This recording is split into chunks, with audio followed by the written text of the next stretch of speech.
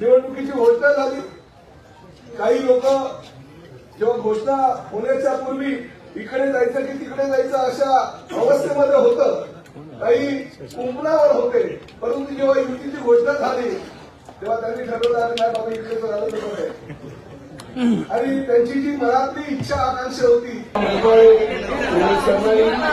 देवराम भोई, हनुमंतराव कडकळे, मनोज शिंदे, रमेश वैती, अशोक वैती, रमाकांत मडवी, बाबाजी पाटील, सर्व उपस्थित असलेले मान्यवर आणि एवढ्या मोठ्या संख्येनं या ठिकाणी उपस्थित असलेल्या आपल्या ठाणे महापालिका क्षेत्रातील शिवसैनिक बंधू आणि बहिणी, सर्वप्रथम मी एकनाथ शिंदे साहेबांपासून आभार व्यक्त करतो आणि अभिनंदनही करतो की आपण ज्या राज्यामध्ये महायुतीच्या माध्यमातून निवडणूक लढवण्याचं धोरण आपण ठरवलं आणि 29 महापालिका पूर्णपणे ज्या ज्या ठिकाणी शक्य होईल त्या त्या ठिकाणी महायुतीच्या माध्यमातून लढवण्याचा निर्णय देवेंद्रजींनी आपण घेतला, त्याबद्दल सर्व शिवसैनिकांच्या वतीनं मी मनापासून आपलं आभार व्यक्त करतो।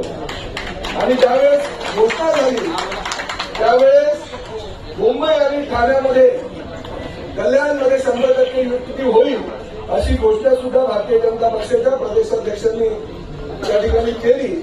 आणि त्यामुळे सर्वसामान्य शिवसैनिकांना जो गेल्या 8 वर्षापासून वाट बघत होता महापालिकेच्या निवडणुका कधी येत आहे आणि आम्हाला शिवसैनिकांना बळ कसं मिळेल आणि महापालिकेमध्ये आमच्यातला लोकप्रतिनिधी कसा पोहोचू शकेल याची भावना जेव्हा शिवसैनिकांच्या मनामध्ये गेल्या अनेक वर्षापासूनची जी होती ती आपल्या माध्यमातून आता 15 जानेवारीला पूर्ण होणार आहे। आणि आपल्याला माहिती आहे नेहमीच यशस्वीरित्या गेल्या अनेक वर्षापासून आपली निवडणूक लढवण्याची जी रणनीती आहे ती रणनीती यशस्वी झालेली आहे। आणि स्वर्गीय शिवसेना प्रमुख आदरणीय बाळासाहेब ठाकरे यांचा भगवा ध्वज, आदरणीय धर्मवीर आनंद दिघे साहेबांचा भगवा ध्वज आणि जो आपल्या स्वप्नातला ठाणे महानगरपालिकेचा भगवा ध्वज कुणीही आपल्याकडनं हिरावून देणार नाही याची खबरदारी गेल्या अनेक निवडणुकीमध्ये आपण घेतलेली आहे। आणि ती आपली जी यशस्वी रणनीती आहे ती प्रत्येक वेळेस निवडणुकीच्या माध्यमातून कोणी किती प्रयत्न केले तरी सक्सेस झालेली आहे हे दिवसाचा काम आहे। सर गेल्या अनेक दिवसापासून आपली तब्येत सुद्धा बरोबर नाहीये, कारण विधिमंडळाच्या अधिवेशनाच्याच दरम्यान आपण गोळ्या खाऊन विधिमंडळाचं कामकाज करत होता।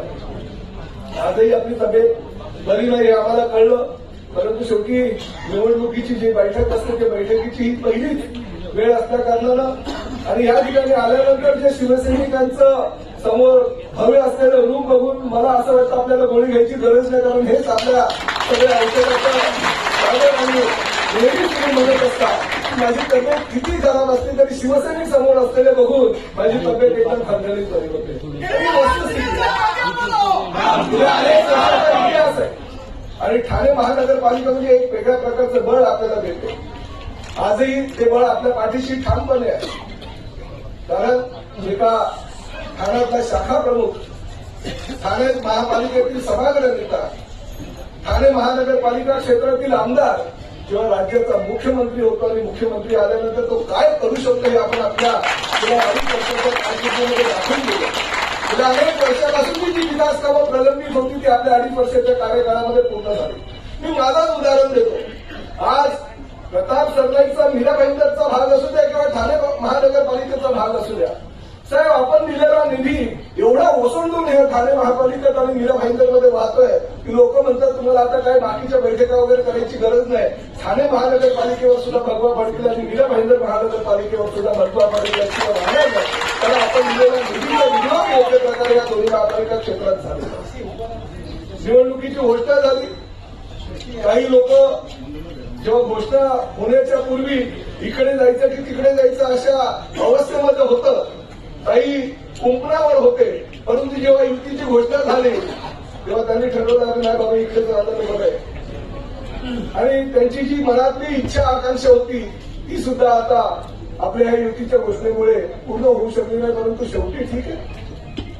आज तुम्ही ह्या महापालिका क्षेत्रामध्ये जे काम केलेलं आहे, राज्यामध्ये काम केलेलं आहे, त्याची प्रचिती येणाऱ्या निवडणुकीच्या माध्यमातून आपल्याला दिसेल।